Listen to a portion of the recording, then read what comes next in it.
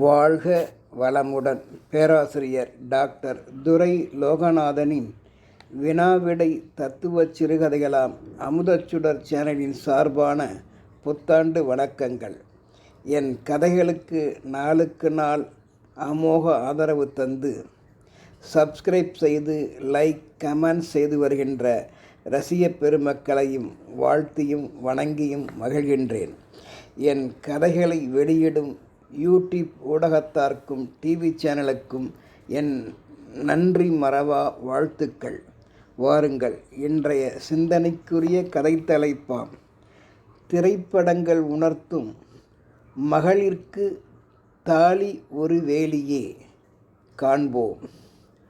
அன்றும் இன்றும் சரி, திருமதிகளுக்கு தாலி என்பது ஒரு வேலியே என்பதில் எல்லளவும் ஐயப்பாடில்லை.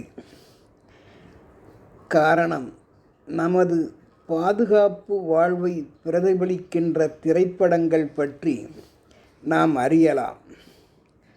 அதாவது, திரைப்படங்கள் பற்றி ஒரு நாள் பெரியவராம் பூராசாமி என்பவர் தம் நண்பர் வீராசாமியிடம் உரையாடி கொண்டிருந்தார்.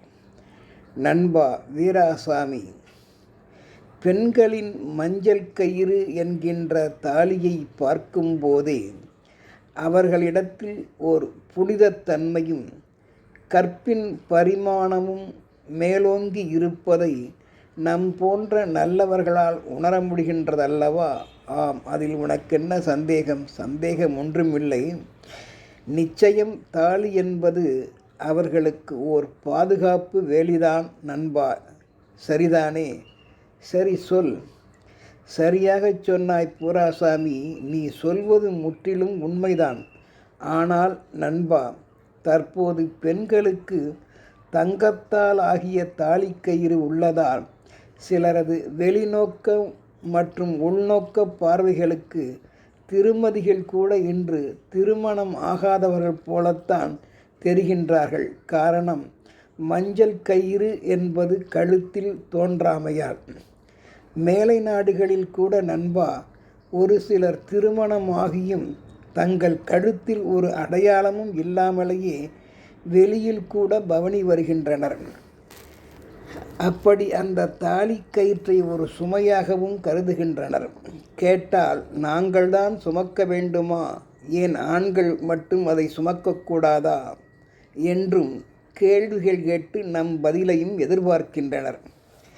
சரிதான் வீராசாமி, எல்லாம் காலப்போக்கில் சில மாற்றங்கள் தான். அவர்கள் சொல்வதிலும் செய்வதிலும் ஓர் சுதந்திரம் அவர்களுக்கு இருக்கத்தானே செய்கிறது. எல்லாவற்றை காட்டிலும் தாலி அடையாளத்தை விட மிகவும் புனிதமானது அப்பெண்களின் தூய இதயங்கள் என்பதை யாரும் மறுக்கவும் முடியாது, மறக்கவும் கூடாது. எவ்வாறு நண்பா? எப்படி சொல்கிறாய்? சொல்கிறேன். அடி நாதமாக அதனுள்ளும் ஒரு நியாயம் இருக்கத்தானே செய்கின்றது. அப்படி இருக்கச் செய்வதை தமிழ் சினிமா கூட முன்பு கிளறி ஆராய்ந்து உள்ளனவே.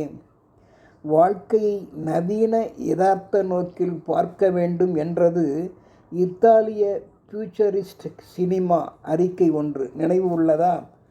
ஆம், ஏதோ கேள்விப்பட்டிருக்கின்றேன். அந்த அறிக்கை ஒன்றின் வழி புரையோடி போன பழைய கலாச்சாரத்தை சினிமாவும் தகர்த்து உள்ளதை நாம் அறியலாம். எப்படியோ நண்பா, தாலிக்கு மரியாதை என்பது என்றும் உண்டு. தாலி என்பது பெண்களுக்கு ஒரு அடையாள வேலியே. ஆனால் ஆரம்பகால படங்களை பார்க்க வேண்டும். ஆரம்பகால படங்கள் வேலி தாண்டிய வெள்ளாடுகளை பற்றி நான் சொல்லவில்லை. அதை விட்டுத்தள்ளு. தாலியை பாதுகாப்பு கயிறாக அவசியப்படுத்தி காட்டிய படங்களில் மட்டும் கற்புடைய பெண்ணை அவர்கள் கழுத்தில் தாலி இருப்பதால் அவர்களை யாவரும் எதுவும் செய்துவிட முடியாது என்பதையே மைய செய்தியாக திரைப்படங்களில் கூட அன்று எடுத்து காட்டியுள்ளனர். ஓ அப்படியா? என்ன அப்படியா என்கிறாய் தெரியாதவன் போல்? எல்லாம் உனக்கு தெரியும் என்பது நான் அறிவேன். இருந்தாலும் நாம் மீள் நினைவு கொள்வோம். அதற்கு சில உதாரணங்கள் கூற முடியுமா நண்பா? விடமாட்டாயே, அவசரப்படாதே, ஞாபகப்படுத்தி சொல்கிறேன். அதாவது ஜெயந்தியை தெரியுமா? நம் பக்கத்து வீட்டு ஜெயந்தியை. அடம் முட்டாள், உனக்கு அதே நினைப்பு தான். அவளை சொல்லவில்லை நான், அவளை விடு. நடிகை ஜெயந்தியை பற்றி கேள்விப்பட்டிருக்கிறாயோ?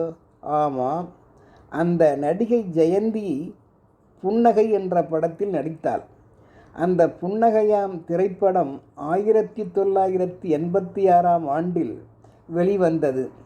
அந்த படத்தில் அதற்கு என்ன சொல்லப் போகிறாய்? கவனி. அந்த படத்தில் வில்லன் ஒருவன் அந்த ஜெயந்தியை கற்பழிக்க வருவது போல் காட்சி அமைந்திருக்கும். கற்பழிக்க வருவான். அப்போது அந்த நடிகையான ஜெயந்தி ஆணையிட்டேன் நெருங்காதே என்ற பாடலை பாடுவாள். தன் தாலியை சுட்டி காட்டியபடியே தன் கழுத்துக்கு உரியவன், பாதுகாப்புக்கு உரியவன் ஒருவன் உள்ளான் என்பதை அந்த தாலி கயிற்றின் வழியே அவனுக்கு சுட்டி காட்டுவாள். அதனால் கொடூரமாக கொடிய எண்ணம் கொண்டு வந்தவனும் மனம் திருந்துவான். அது மட்டுமல்ல நண்பா, நானும் ஒன்று சொல்கிறேன், சொல் கேட்போம். அந்த படம் நினைவில்லை, இருந்தாலும் மேலும் ஒரு படத்தில் கற்பழிக்க வரும் கயவாளி கையில் கத்தி ஒன்று இருக்கும்.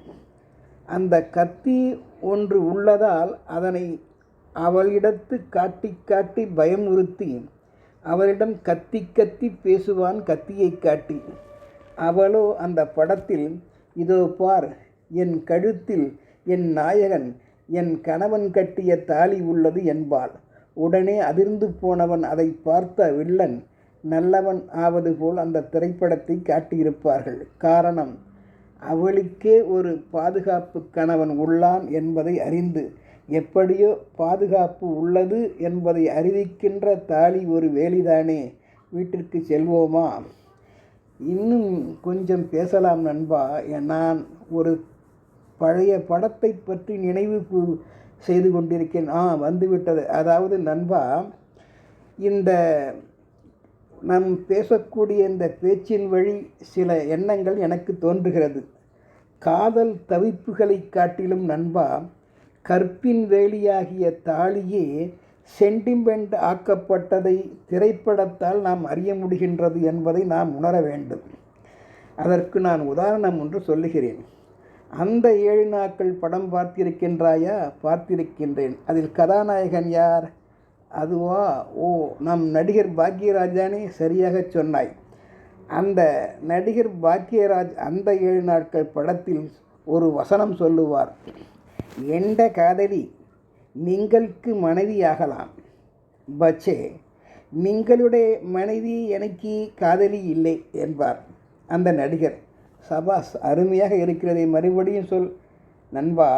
அந்த 7 நாட்கள் படத்தில் கதாநாயகனாகிய அந்த நடிகர் பாக்யராஜ் கூறுவார், எந்த காதலி நீங்களுக்கு மனைவியாகலாம், பச்சே நீங்களுடைய மனைவி எனக்கு காதலி இல்லை என்பார் அந்த நடிகர்.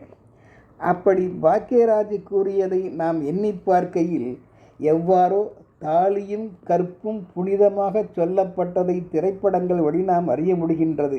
எப்படியோ பயிருக்கு வேலி போல இளம் தளிர்களுக்கு, திருமதிகளுக்கு தாலி ஒரு பாதுகாப்பே என்பதை உணர்ந்து நாம் மகிழ்வோம், பாதுகாப்போம்.